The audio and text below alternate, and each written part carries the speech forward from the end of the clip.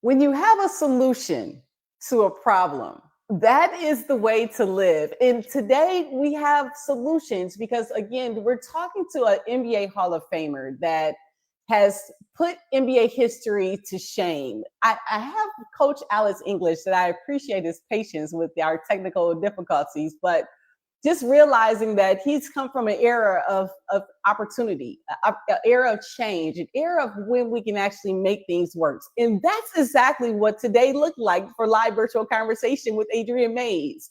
Alice English is someone that I actually honestly can say was someone that was already knows about taking the shot, like getting drafted second round by the Milwaukee Bucks and then becoming the top scorer for the NBA with the Denver Nuggets in the 1980s, and then NBA Hall of Famer in 1997, coming from a lineage of success and wins. And that mindset, that fast-paced mindset, has no opportunity but to know that he will take a shot.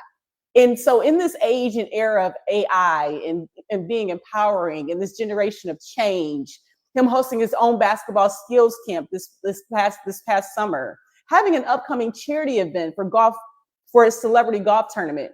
The one thing I can say about Coach Alex English is that he literally is open to advising, helping, and mentorship. It's all the way to my family and my cousin, Chris Bosh, that is also NBA Hall of Famer, and how we actually had our ties connect. And so bringing up family and seeing how he's supporting his son, that's going to be on next week, Spooky Action AI, seeing how he's just always a part of the solution instead of the problem. I'm so honored to bring NBA Hall of Famer to the stage, Coach Alex English. How are you doing, my friend? This amazing Tuesday with virtual conversations with Adriane Mayes. Thank you, Adriane. I I am honored to be here. I'm glad to be here, and I'm glad to see you doing something that's really positive. The great thing too, Coach, and I appreciate that as well, is seeing that you're doing something positive. Just this past month, like I was able to go through your Instagram and Facebook feeds and seeing that you just had a basketball skills camp this past July. I did. And you've been doing this since 1989. So tell me a little bit about the camp. And I love the one part I heard about it, that you're doing the Alice English word list. I wanted to start there just before jumping into the questions, like just helping people acknowledge and change. Kind of talk about how the camp went for you this past July. Well, we had a great camp. We had about 130 kids, and this camp is a camp that is a camp that I go out and raise money for kids to come to camp. A lot of the inner city kids. I get their scholarships. I go out and solicit businesses to pay for the kids to come to camp. And we teach them about skills. We teach them basketball skills, but we also teach them about life skills. You know, how to manipulate and move around in the world of vocabulary. Uh, it's so important that kids know what words mean and how powerful they are. So we try and share that with them during our camp as well. I love it. And look, I know you're going to be modest during this conversation, just from seeing how you're being open. Just the bio that you provided, Coach, is just amazing. Like the things that you're doing with your nonprofit organizations, the things you're doing in the community. I honestly want to applaud you for just to continue the legacy of going and moving forward. So thank you. Just talking a little bit about your leadership, my friend, on and off of the court, and even mentoring people like my cousin, Chris Bosh, and other mentors, and like you said, 130 kids at camp this past summer. Like, and now in life, why do you believe right now is a perfect time to share your story consistently with the world? Like you're definitely telling people your story. Why is now a great time to do that? Well, I feel like I've been telling my story all of my life.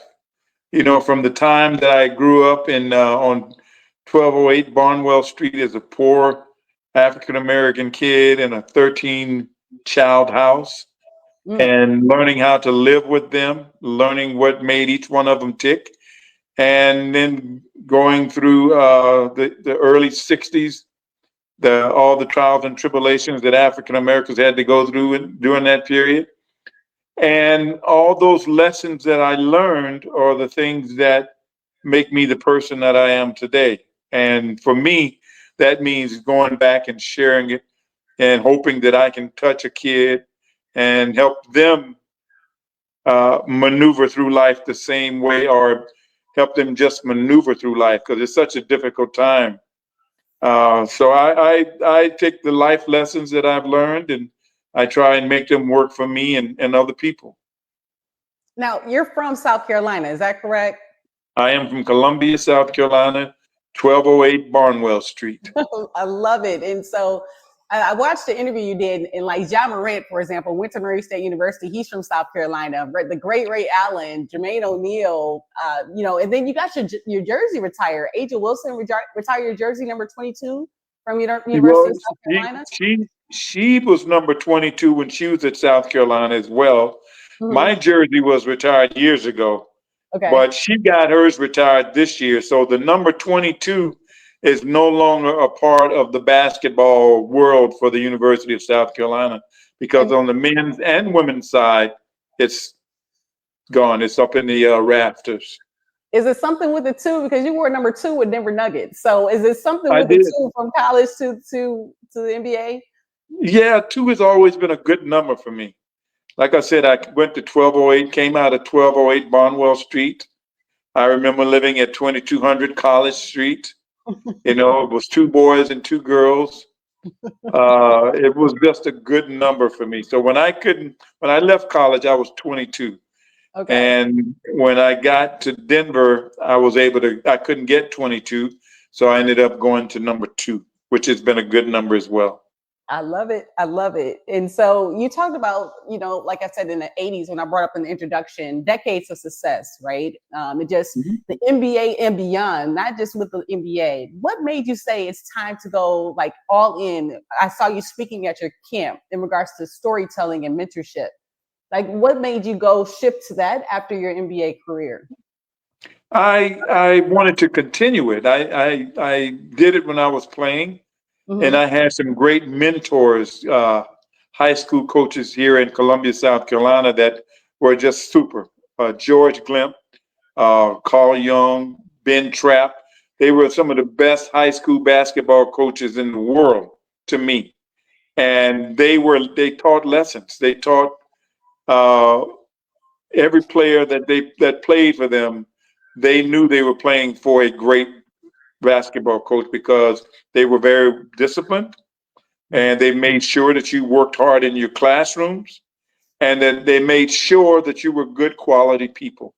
And some of the people that's come from those coaches, Jermaine O'Neal, Stanley Roberts, Tyrone Corbin, Xavier McDaniels, all those guys came through those coaches, and you can see what kind of people they are.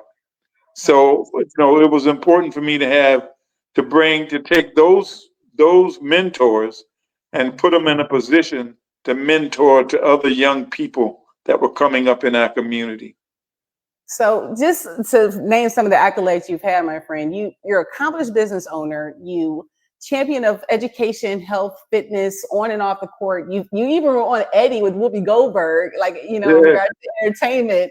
And so what was like the one defining moment for you in your career of doing not just basketball, right? And that you realized that greatness could be more powerful than just having a spotlight? Being able to just affect people and have an effect on them. I got a chance to, as a basketball player, to travel the world and meet wonderful people, including the wonderful Nelson Mandela. And knowing his life story and what he went through, and to see him come out a champion on the other end was just a great story. So I have been blessed to be a basketball player, or to be a good basketball player that got the opportunity to play and see the world. So it's my most telling moment for me, the one that stands out the most, was being able to traverse basketball and go into being an actor, and getting a chance to star in a movie, Amazing Grace and Chuck. Being able to do that and change gears was just It just said to me that if you put your mind to it, you can do whatever it is you want to do if you have a passion for it. And then the crazy thing is about changing gear, even how we got back connected maybe a month or so ago in this time of AI. Honestly, what stood out for me was the support that you have for your family and your son Yes, Joseph doing the AI and you being a mentor in regards to that the spooky action. They had a conference a few months back as well. What impact yes. is just savoring your legacy, because that's how you explained it and how Joseph explained it to me as well, is preserving the legacies of yourself and different NBA and NFL legends with AI. How important is your legacy in supporting your kids as well and Well, telling the truth, supporting my kids, I'll start with that. right? Being able to be a sounding board and uh, being able to give them ideas, be a person that they look to for ideas. All of my kids are all doing different stuff, doing different things, and I am so proud of all of them. And they're all in different fields. And Joseph is the one that's doing the artificial intelligence. I had to learn all that stuff myself, but that's his field, and he's got a product that's going to be awesome, I think, when they get it out and rolling. So I wanted to be a part of it, not just as an investor, but as being grateful that I can be one of the characters that they're going to bring to life. And that's amazing as well, because when you say investor, what I think of is not always about money. You're investing your time into his vision as well, even in different Yes, levels. And yes. how important, and that's the piece that I say, because the financial piece, we do know that comes and goes, but having that support and mentorship and leadership, that's I just applaud you so much for that, Coach. Seriously, because Thank you. people, and you even try AI and being open to something new. How has that experience been for you? Your son teaching you something about a whole new world. Well, it's important for me to be a part of their lives as best I can, and that's what like I said, they all do different stuff, and this is just his stuff. This is his thing, and I wanted to be able to help him out in whatever way. I just open myself up and say, whatever you need, just take from me, and if I can give it, I will. So getting involved with his project as an investor, as well as one of his characters, has been a great joy for me. I'm excited to talk to him next week. We've been texting and emailing back and forth as well. But so, like, what are some misconceptions? Because he's creating your legacy with AI. But what are some misconceptions you can see about what it takes to create a real, authentic, and honest legacy? Because both in sports and life, because sometimes with AI things get jagged. And so, being the authentic Alex, what are some biggest misconceptions you would see about you? Oh boy, I don't know. I've always felt that as a basketball player, I have been an overlooked superstar. I think when they, one of the things that irked me the most was when they voted for the top 50 players, that I was like further down the list and not in the top 50. That bothered me for a moment, but I got over that.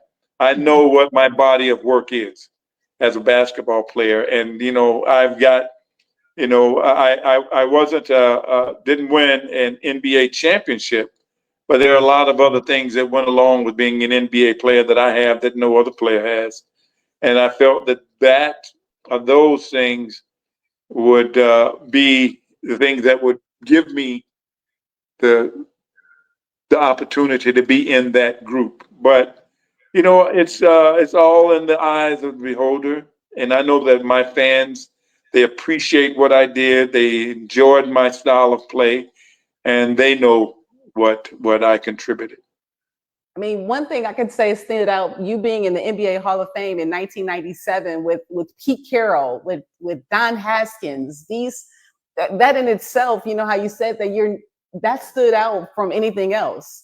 How did it feel to be just in line with those individuals and being recognized in one of the best sports in the world, which is basketball? It was an honor. I got to go. I got a chance to go into the Hall of Fame with one of the players that I idolized as I was growing up, and that was Bailey Howell. I used to watch him play with the Boston Celtics and win championships, and I knew the things that he did that made him special. He was consistent. He was always moving. He was always very consistent with his mid-range game, and they didn't shoot the 3-pointer as much back then. But watching him and John Havlicek were the guys that I kind of modeled my style of play after, as well as Jamal Wilkes. So going into the Hall of Fame with him, and then the great Pete Carroll, uh, you know, just it was just awesome. That's amazing in itself. Now, was there ever a time where consistency and humility were overlooked in favor of flash, and how did you navigate through that?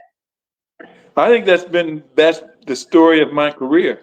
Right, Consistency, no flash, but consistency. right. And I know not a braggadocio type player, but I felt that the way I played and the style that I played and what I contributed on the court was enough. And sometimes it was, and sometimes it wasn't. So tell me this: when you said sometimes it wasn't, and what's one lesson that kind of stands out for you that still guides you now that you carried on the court into real life as well? Just determination and purpose. Being determined at what it is you want to succeed at, and then putting the work in. It's not always fun. It doesn't always look pretty, but if you stay with it and you're determined and you have a passion for it, which is what I always tell the kids at basketball camp. If you have a passion to be a basketball player, a good basketball player, passion makes you work for it. Passion puts you out on the court at 5 in the morning, 10 at night, making you do the things that you need to do to become a better player. So passion is the thing that I think that I have that's been passion and determination So are the tell me things this. that fuel me.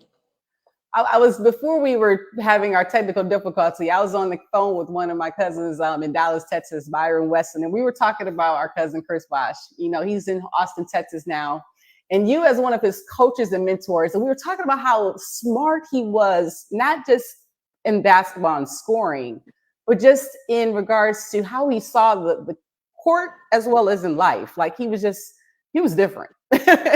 How was it mentoring, from your perspective as a coach, and you've been mentoring so many different NBA players. How was it mentoring a Chris Bosh and the type of player that he was?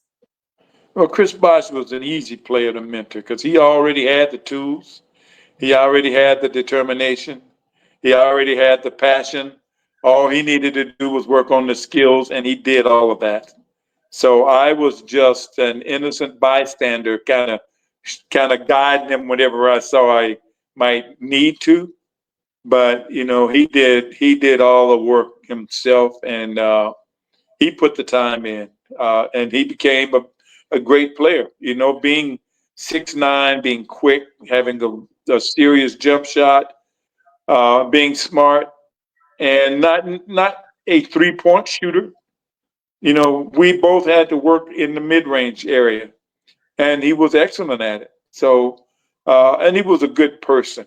The one thing I appreciated about Chris Bosh the most was that he was a good person. Right. And you know what? Honestly, that's one of the things that made me so excited not to only see you at the NBA Hall of Fame, but also to just connect with you recently, is because when we were in Toronto, you actually supported the Chris Bosh Foundation. You supported his efforts not just on the court, but off the court. And those moments to me stand out and show you as a player. So I say all that to say, what made you, in regards to your own foundation and the things that you carried for so long, how important is your foundation to you, even after you're playing? Oh, it's very important because my foundation allows me to help other people.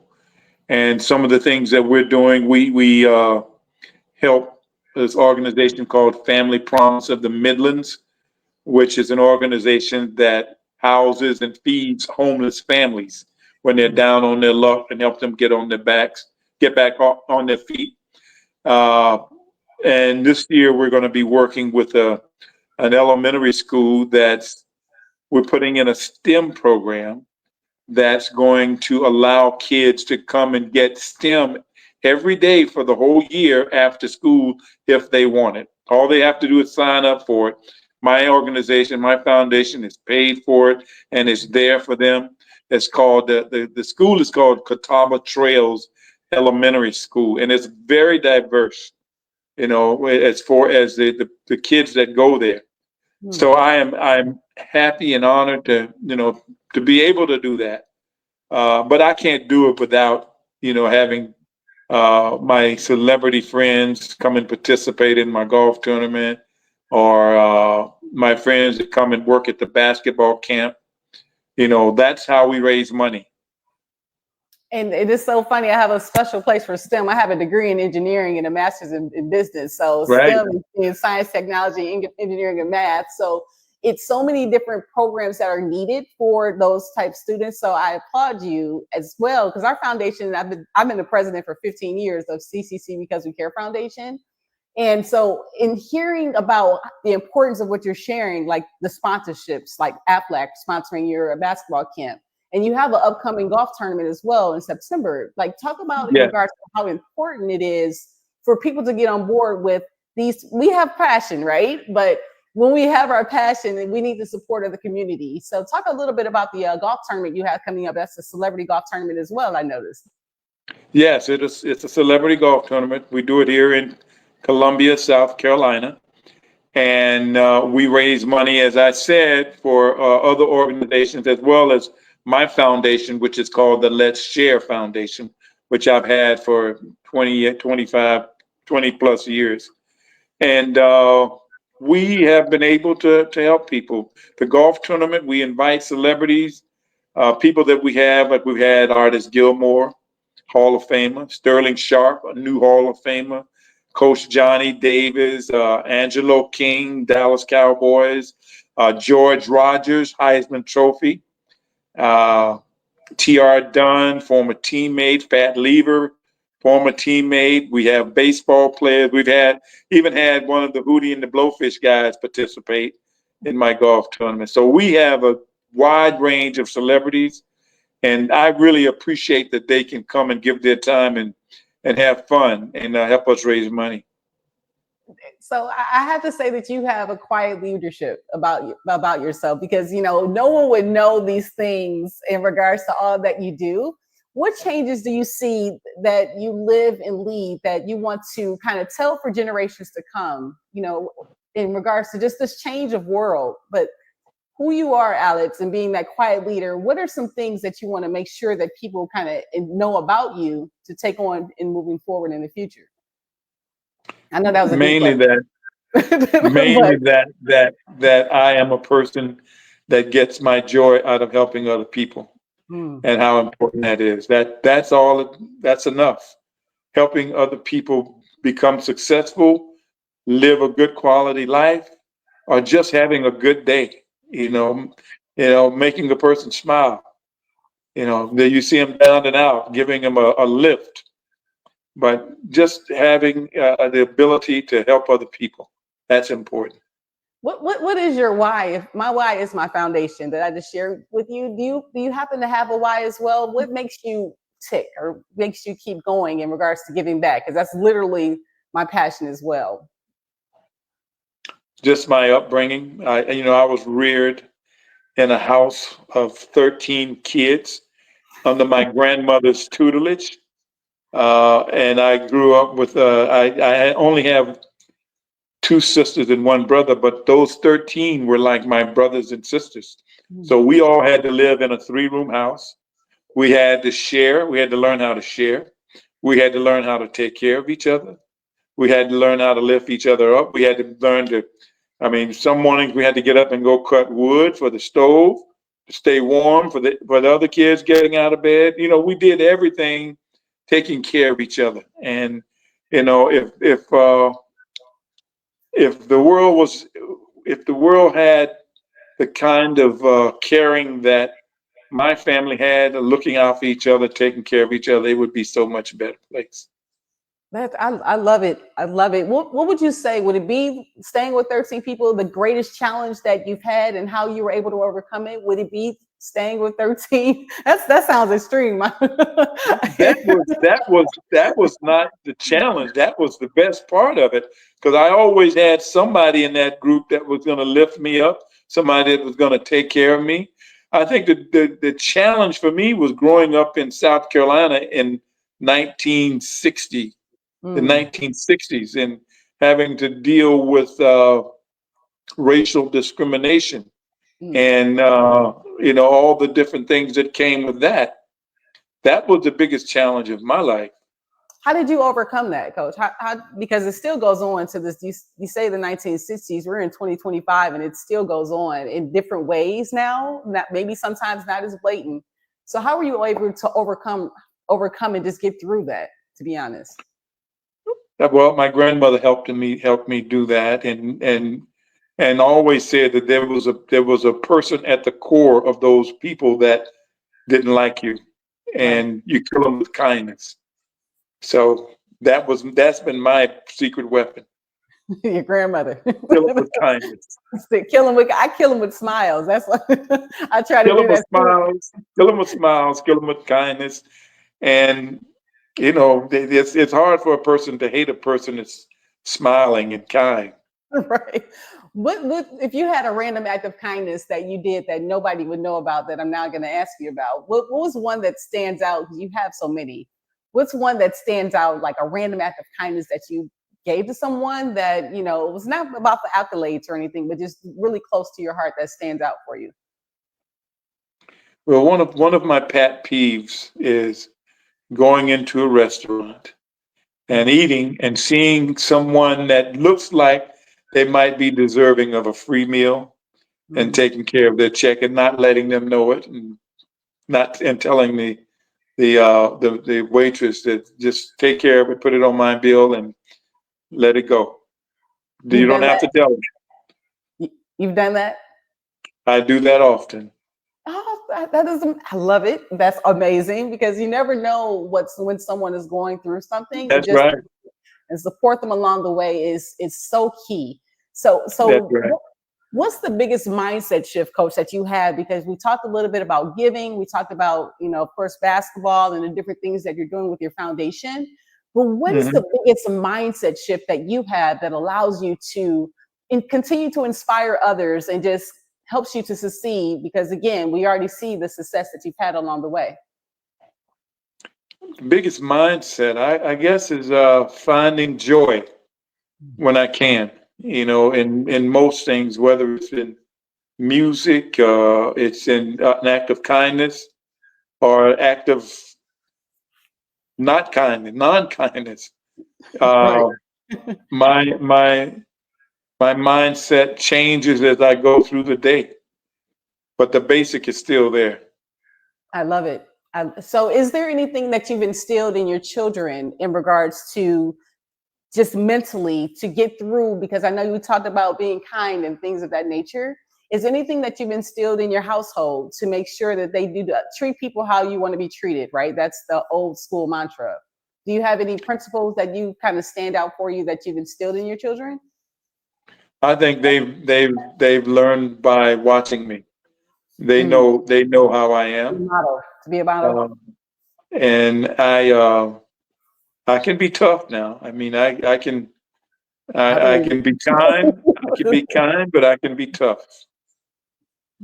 Never evil if I can help it, So, what, and we can what always help that. I like to give a power of threes to like attempt, observe, and adjust. So if there been anything that you've attempted that you failed at that you had to kind of get back, let's wipe your knees off and start back over again, observe the changes and then adjust and try it again. Do you have anything that stands out to you? My whole basketball career. Mm. When I was a little kid growing up, I grew so fast and so quick. Now I was always lanky and awkward, and kids called me Flick because they thought that I looked like an afflicted person. And being able to conquer that, change it, and make it work for me was probably the biggest thing that I did in my life as a young man.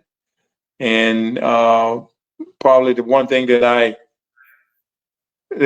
I know made me the person I am today is looking at it and saying, okay, I have to overcome this. So I worked on it. I worked and I worked.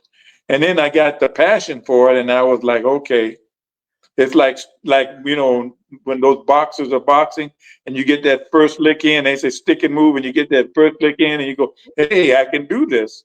Right. And that's kind of been my life. I love it. So we call those haters. And so when you're sticking and moving around people that are not supporting you, so how important is it to have community and mentorship and coaching of people with like minds in regards to different goals that you're trying to accomplish? So important. So important. When I was growing, I had my grandmother. I had those 13 other kids. The community back then, there were the elders who would always reprimand you when your grandmother wasn't around. And, the support that you got, the people that told you to come to Sunday school over at the church, come over to Bible, not summer school, but Bible school that they Mm-hmm. have in the summertime. All those people, and the coaches like George Glimpf and the coaches I mentioned that mentored the other kids. Those people were the ones that were the mentors that made our community grow. And there were so many heroes that I could never mention them all. From the person that was hungry on the street that gave you some wise advice. That's a hero to me. And I, like I said, I knew you were going to be modest in this conversation, but you're a hero to me as well. Like the things that Well, you've thank you. done, Coach, and you move quietly and silently. I even remember with you with Sam Mitchell when he was coaching at the time. You were Hmm. still a powerful force with when you were coaching with the Toronto Raptors, and I watched how you moved and just kind of just calm. I have so many stories that's popping in my head that you did with Vince, that you did with so many different players to just bring them to the best version of themselves. And Yeah. so I have to applaud you as well, because you, my friend, are a hero in my eyes as well. Just even through this conversation, talking about the giving and the random acts of kindness, how you uplift people in your basketball camps and the celebrity golf outings, just how you even have the opportunity to take your status and help others to come together for the community. That in itself, my friend, that is called a hero. And I, Well, I have thank to you. I have to give you, because I knew you were going to be humble because that's who you are. But so if, in regards to just a lesson, and then we'll go into the top five, and I'll let you get back to your day because I truly appreciate you. But when we talk about transformation, right? Because you had to adjust so many times in your life. You talked about your grandmother and staying with 13 different children. You talked about racism. You talked about how you actually coach in leadership and opportunities.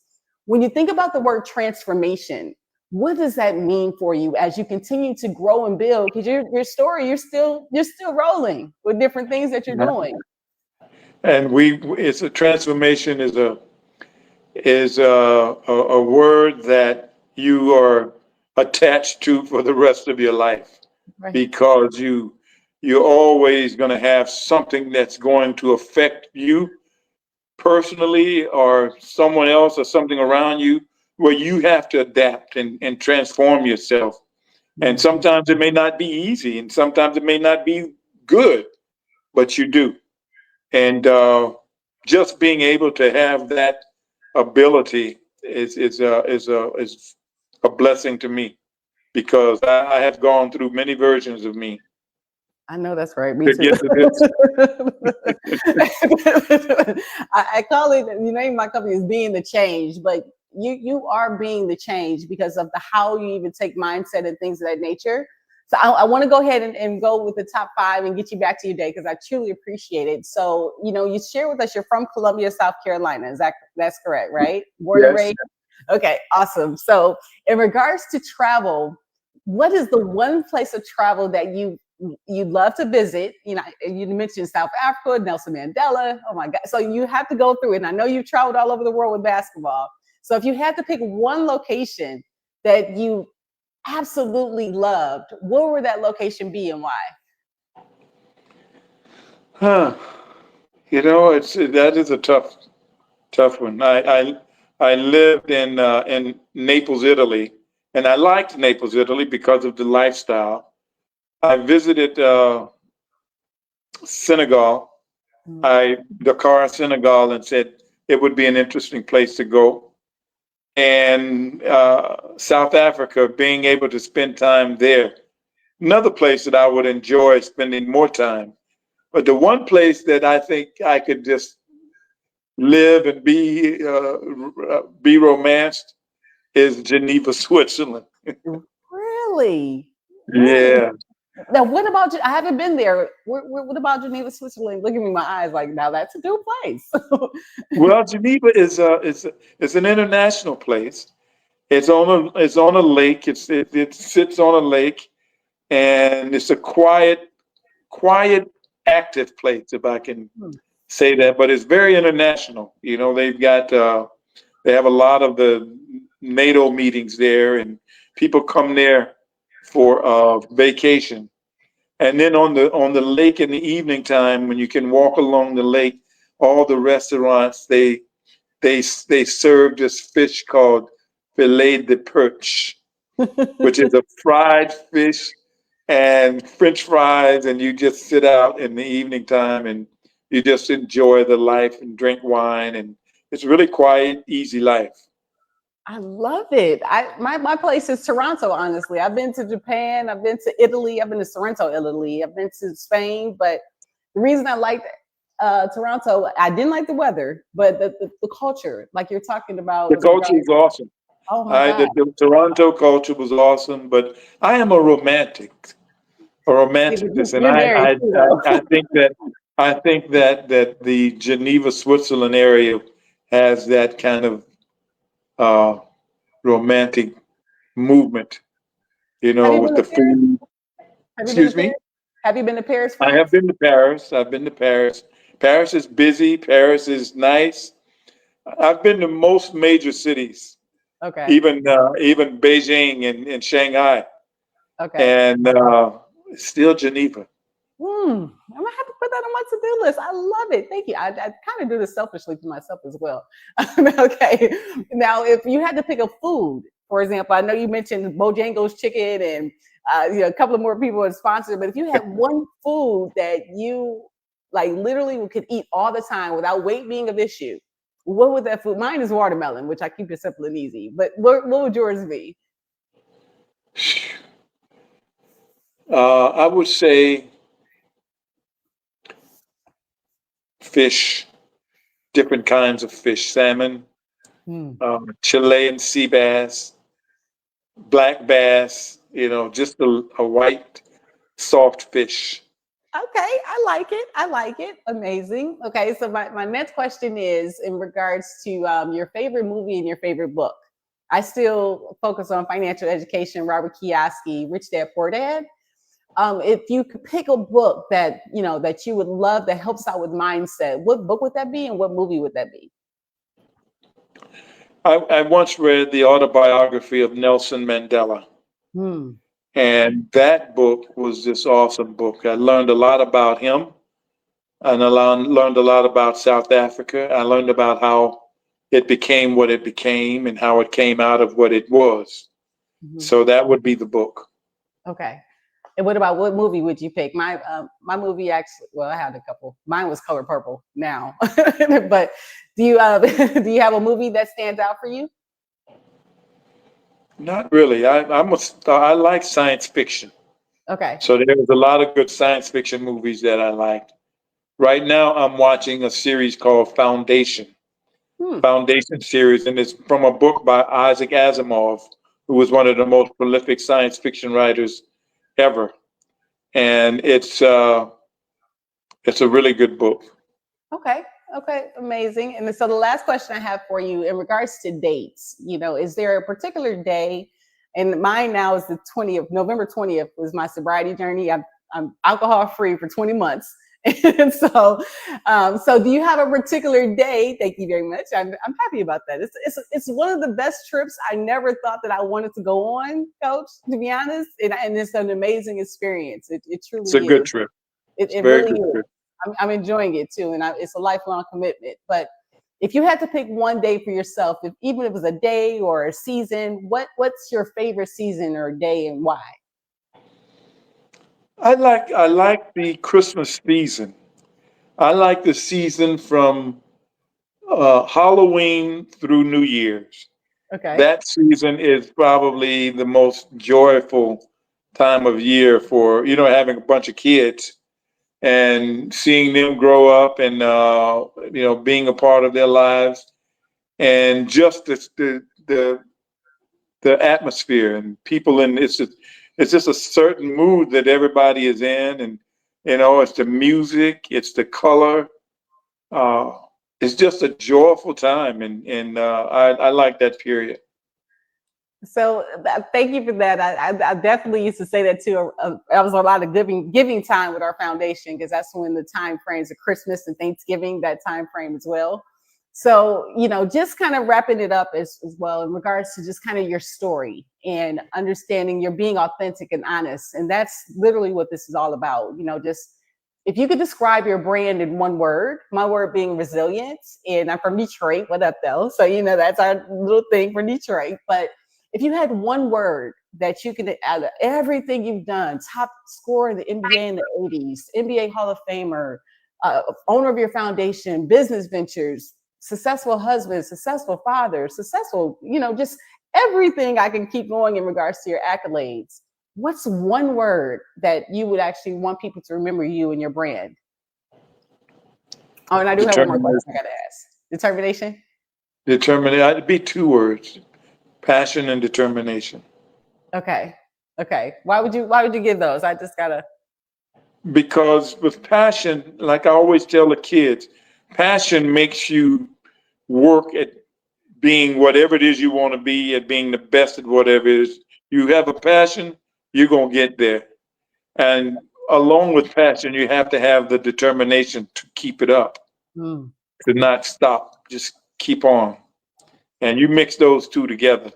No, that's right. That's You force to get deal you with. mix those two together, you get Chris Bosh and Kobe Bryant and Nelson Mandela and Barack Obama and Asia Wilson and so many other wonderful people in the world.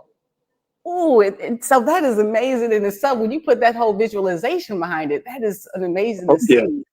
And so if you could tap yourself, your younger self that was in the house in South Carolina with those 13 children, if you could go back and tell your younger self after all the different experiences you've been in now, what's something that you would tell your younger self in regards to just, something you would share, a life lesson?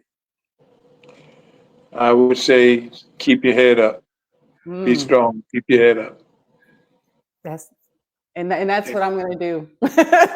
as we thank you for dealing with this, AI webinar software and launching and things like that, and just the patience within just connecting with me here today, Coach. I truly, there's the words can't even express how I feel in regards to just the starting the foundation of building this billionaire brand that and fight that I'm on in regards to sharing your authentic story and just being honest and open. I want to thank you for your time today because again, you could have been anywhere in the world. You know how people say that you can be anywhere in the world, but honestly, I appreciate you just taking the time, being patient with me today as well. And Well, just knowing that, being here for other people, I know like Chris Bosh's, Joseph English, so your children, your family, it wouldn't be if we were able to kind of connect and grow and be able to share and support one another along the way. So thank you for supporting me in this venture with my live virtual conversation. And is there anything that you want us to kind of, leave in regards to, because I know, look, Joseph is going to do the AI version of this. well, I want to thank you, and you get people on your show, and and make sure they give you their realness. Make sure they share the real them with you, because that's what people learn the lessons from, what their real experiences are. And that sugarcoat stuff we don't have time for. So, Coach, I'm Yes. going to let you get back to your Tuesday, my friend. Thank you so much for your time here today. Is there anything else that you wanted to say in regards to before I let you go? I want to say thank you. I like what you're doing, and I had a great time with this show today. Thank you. I appreciate it. So I'm going to ask for my testimonial. That's the only thing that, in regards to just how your experience was. Even I want the honest experience too, even with the the fumble Technical earlier. difficulties. Yes, I want you to, Yeah. because again, as we grow, we're going to look back on these times, when on our billionaire status, and we're helping other people along the way. We're going to look back at these times and smile. So I want you to be honest in your review on how I handle the pressure. Okay. Yes. Thank you so much, Coach. I appreciate you. And I'm going to go ahead and take you off here. Thank Come on, through it all, God had a plan. God is doing work on Adriane Mayes, because the old Adriane Mayes, oh my goodness, today was so monumental in so many ways. Coach Alice English, I truly appreciate you being patient with me, as well as the authenticity in your conversation today. And the way that we can grow and continue, my friends, and the whole purpose of doing this live virtual conversation series is just to be inspired, for people to be impacted in their own why, in their own way of life.